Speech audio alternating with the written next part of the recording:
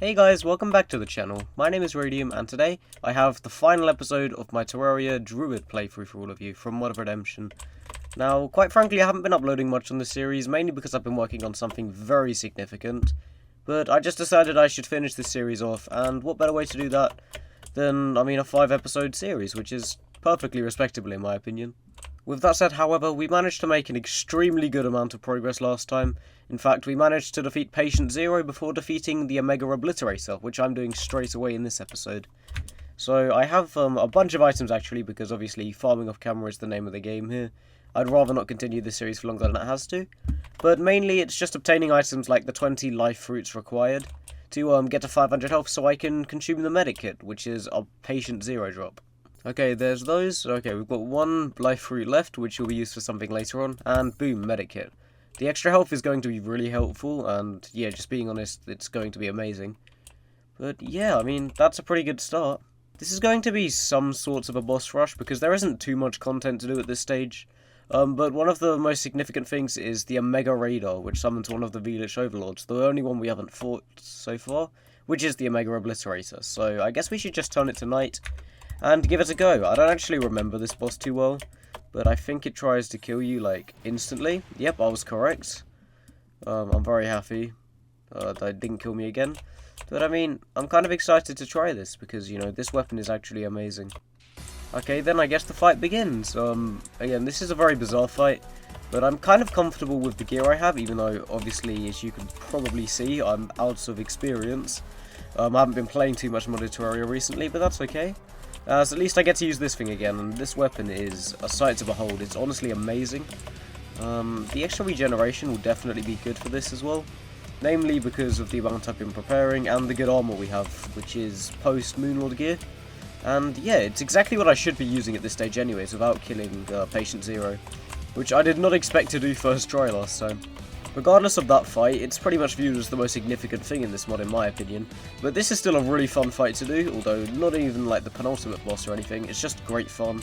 There's a lot to it, but it's very, very easy in comparison to a lot of things, so unfortunately we have kind of steamrolled it here. Okay, yeah, this is just doing a lot more damage than I first expected. The attacks are really cool though, and I feel like they've updated some of the textures of this boss, as it does look slightly better than I remember. But yeah, this weapon is just amazing. Oh my goodness. Okay, the boss is about to die, and there we go. Wait, system overload, okay, I might die. Oh no. Oh, okay, we're doing a final lot of attacks, so it's doing a lot of damage to me. Oh my god, okay, okay, this may actually be bad, because I ran out of flight, and he does a lot of damage every single hit. Oh god. Okay, just keep dashing around, that's all I can do at this stage, and just hope I can recover relatively well. Oh god, okay. And final significant attack, and I think that's it. Self-destructing. Okay, we're good, we're good. Oh man, that was a lot more stressful than it should have been at the end, mainly because I'm an idiot. But I mean, there we go. So from that we got the obliteration drive. There's this dialogue quickly, which doesn't actually mean too much. So yeah, I'm just gonna skip this. Okay, so the most important item from all of this is definitely the obliterator brain. Although I'm not going to be making anything with it, just because I've got better gear at this stage. So yeah, a lot of this is very good. I guess I'm just going to go to the next bosses though, which are the ancient deity duo. I don't really know how to fight these, so I'm going to have to figure it out before we get into this fight. But I think it's something like killing an enemy in a forest biome for a start, and then just, yeah, figuring out from there. Okay, guys, I've had to go to a new world to find one, but we have found an elder forest golem. The main reason this has happened was because I didn't actually fight Patient Zero in my real world, because obviously I had a problem initially about fighting him. So I guess I'll just kill a couple of these. They aren't too difficult to kill. And with my Cosmic Car Key, we can just kind of stay above them, and yeah, we should be able to decimate them pretty much. Okay, most of the enemies are dead at this stage. There's a lot of living twigs here, but the main thing I need are those cursed fawn fragments, or the cursed fawn pieces. They're the main attraction here. So with these, I believe I can additionally make myself, well, just the fruit of thorns for now. I'm going to have to go back to my world to grab an ancient manipulator, so I'm going to do that quickly. Alright, here we are, and here's the manipulator, fruit of thorns. That's one of the 2 items we need. Now there is another enemy that can spawn that can summon an empowered version of the eagle crest golem, but we need to be underground to find it. So that's the first thing we're going to be doing. Okay, I don't know how deep the cavern layer is supposed to be, but I'm just going to pop ultimate battle now, and pray that we get this enemy with relative ease, and I think that's one of them there. There we go. The fallen ancient. This is going to be horrible, actually. Oh my goodness. This was definitely a mistake, but I'm just going to back off and hopefully we can win this. Okay guys, we finally got one of those enemies, and I don't even know if he dropped one of the fragments. But these enemies are so powerful, which is kind of scary to deal with. I just hope they drop some of the materials I need them to, like the ancient power fragments, relatively soon. Because they don't seem to be dropping so far. Oh, there we go, ancient power fragment, I see it now. There we go, I don't know if we got any other in this bunch of enemies. We got a couple of them, but not many. Which is kind of annoying, because we're going to have to continue farming in a moment. Okay, I think we definitely have enough ancient power fragments now. We just need to kill a few more enemies, and then we're good to go on that department, and then we can begin the battles. Okay, yep, there we go. We have enough ancient power fragments to make this thing. So if we go back to our world, do Arden and then Druid, we should just be able to make this thing. Let's see. Yep, it's their ancient sigil. Now, you can fight these bosses individually, but I think that's way too easy. So I'm going to be combining both of them and just doing the boss of my current loadout, I guess. Oh, I can do this fight now. That's nice to know. Okay. Well, this is going to be a battle and a half, one that's going to be incredibly difficult. But at the same time, I do think I can do it. Now, if I remember correctly, you need to get one of these bosses down to 50% health to begin the actual fight.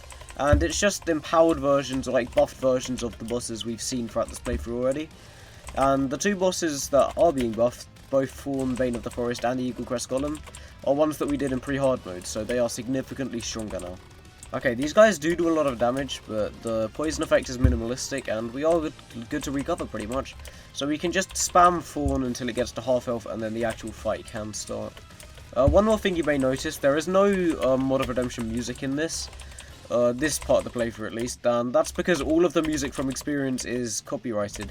Now, I like to monetize my video just because I'm saving up for a new computer right now, and yeah, it's just unnecessary to get a tiny bit from these videos without putting too many ads, if that makes sense. With that said, however, the next phase is about to begin. There we go, a storm is brewing and nature trembles. The god's wrath is upon you. Oh god, this is going to be interesting. Here we are. Oh my goodness, that's not the best start. That's why you need the Master Ninja gear this late in the game. But the main strat is just going to be spinning around the boss and trying to dodge the best I can, but this is much harder than I remember, Jesus Christ. Okay, so if I remember correctly, the best way of doing this fight is just running away and just praying that we don't die, basically. That's about it. Oh god, these guys are so quick and it's just very unpredictable. That platform above us, by the way, is very annoying because these projectiles do not pass through blocks. One thing I'm noticing though is that apart from this attack, a lot of them are very, very easy to deal with, unless I'm being stupid. Okay, these bullet hell attacks do remind me a lot of various other games I've played, and the effects of this fight, by the way, are absolutely gorgeous to look at because of just how cool they are. The game, well, the Mod of Redemption spriters, I don't know what the term is, but the sprite is absolutely amazing for both of these guys. Oh dear god, they just chucked a sky island on us. Oh my goodness. This is a lot more than I remember, and I don't really remember this fight too well. But, I mean, it's great fun. There's so much going on. I should be using slightly better gear than what I am using. And so we are taking a lot of damage randomly. Additionally, you are supposed to fight both of them before you fight them together, if that makes sense. Because you can use the gear you get from them to do more damage. And even get more defense for yourself. At this stage as well, this weapon is heavily outclassed by pretty much anything I'm supposed to be using. But I'm sticking with it because it's a really cool weapon to use. It does enough damage, even though it is very lackluster. And, I mean, it's doing the job. Those lightning effects, by the way, those are exactly what I mean when I say this fight looks awesome. Like, I just don't know how to explain it, but it just looks very different to Terraria, and that's a very good thing in this case. In my opinion, battles like this pretty much show what mod developers are capable of in the best light possible, as fights like this are honestly comparable to the best fights in vanilla Terraria, and stack up as some of the best bosses I've ever played against. Which is a really nice thing to see. Like, Terraria modders are so talented. And in this community, I'm happy to say that it's going to continue, at least for a good while. Okay, I need to tone down the philosophy. I am getting caught in a bunch of really bad hits, and these guys do so much damage now. It definitely seems like one of them's slightly enraged or doing a lot more damage now. But both of them are dying very quickly, and I mean, despite the fight taking a few minutes already and not even having one of them dead, I'm having great fun doing it, so what's there not to like? Okay, I'm taking too many hits now, and I actually got really low on health there for a second. But we've just about recovered, and Uko is struggling on health. If I had to give feedback on this fight, it's that they should definitely make it more difficult. Now, you may be thinking, like, this does look difficult already, and, I mean, it does look difficult from an outsider's perspective. But please take this into account. I am using Moonlord gear against a boss, like, significantly further down the line in progression. And I should have made, like, several different tier upgrades of loot by this stage. And if I were using those kind of weapons, I would be absolutely demolishing the bosses by now. And even if I'm getting hit stupidly like that, I'm getting away with it, because they just don't deal enough damage. However, I should not be complaining about difficulty, considering the challenge coming after this. Okay, the Lightning Boy is definitely getting enraged now. That was probably the most intense attack I've seen from him so far. And, yeah, his barrages are getting more sporadic, I guess is a good word for it, but, yeah, it's just really hard to manage. Okay, Yuko's on the absolute cusps now, and once we take him out, I don't think the other boss gets enraged, so it's pretty much a free win once this boy's dead. Although I am stunned. Okay, there we go. Let's pick up the treasure bag while still here, and oh my goodness, we nearly just got crushed. That would have been bad, but, I mean, now we can pretty much just obliterate the one I haven't been paying attention to the entire fight, and we should be okay. Overall, this fight is one of the greats from Mod of Redemption, and although there is a lot of questionable fights throughout Mod, past the, the Moonlord, the gameplay gets so much better. Okay, and there we go, boom. So we have one of each treasure bag now. I mean, the loot's going to be fantastic and pretty much what I use for Nebulius. I don't intend on making any other upgrades, just because I don't think I'll need them. So I'm just going to throw a couple of items away and we can check what we get from the treasure bags. From the first one, we get a bunch of stuff, actually. I absolutely adore this Two-Horn Aura. It's one of the fastest items to get around the map in the entire game. Like, you can see in the minimap how quick we're going already, and I'll show it off slightly more later on. The Withering Rose is a brilliant bow, although nothing like I want to use right now. The Verenheimer is what I used to defeat Nebulius, the final boss of Mod of Redemption the first time around. Just because every time you hit an enemy, you get 20 health back, but if you miss, then you lose 10 health. So it's a skill-based weapon, basically. One of the most important items we got from that, though, is the Cursed Forms. You can see now, you can make a melee and ranged set, which is brilliant, but I'm going to be sticking with this. Call me crazy, I know. But I think I'm capable of defeating it with this gear. Okay, so nothing for druids, basically, but that's okay. Let's just open this treasure bag and see if we get anything usable. And we did, we got an Ancient Power Stave. Unfortunately, it's a sentry-like item, so probably has very limited use, but I'll definitely take it. I got the Ukon Rumo, I have no idea what it is. Runo, my bad. Mispronunciation is my thing. And that's pretty cool. As well as that, this is a very, very nice looking mage weapon. From this one we get Ancient Power Cores, again very, very nice. This is a minion of mage armor, so I mean it definitely has its uses, but not for me sadly.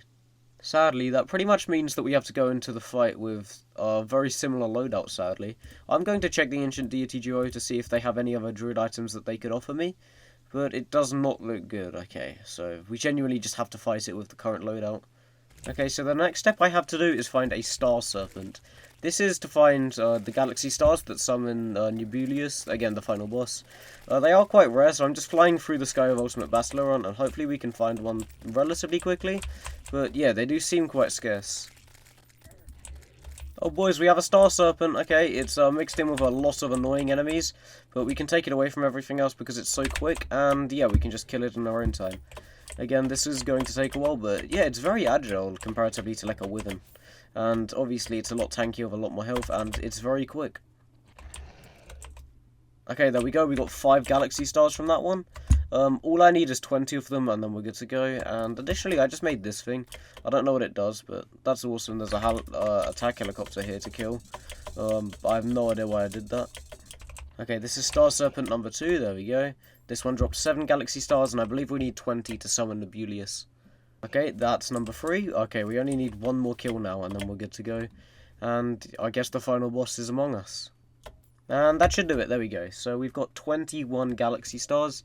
Now we can go back to base and make this thing. Obviously I want to do it in this world if possible, because arena is nice. And, I mean, whereabouts would I craft it? Maybe here? I guess that would make sense.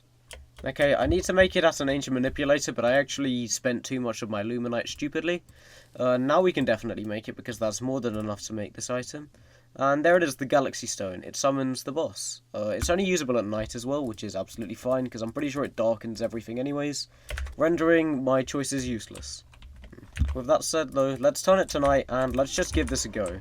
I've done this boss before. The sprite you may recognise, because it's been used in a couple of things as well, but it just looks absolutely amazing.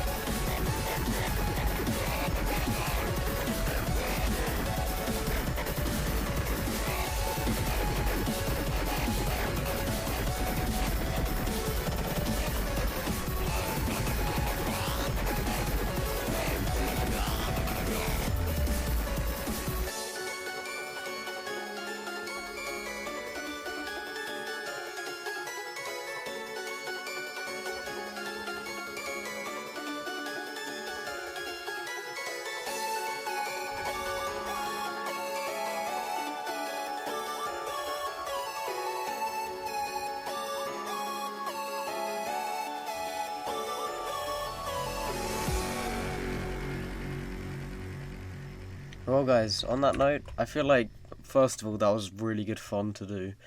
It's been a while since I've done that fight, so it did take a couple of tries, but I mean, I did it with this loadout, which is kind of bizarre. And I mean, we've got our treasure bag to enjoy for it. What a fight.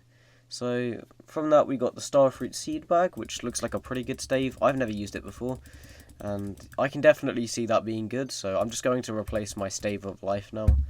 And yeah, we got a bunch of really cool items overall.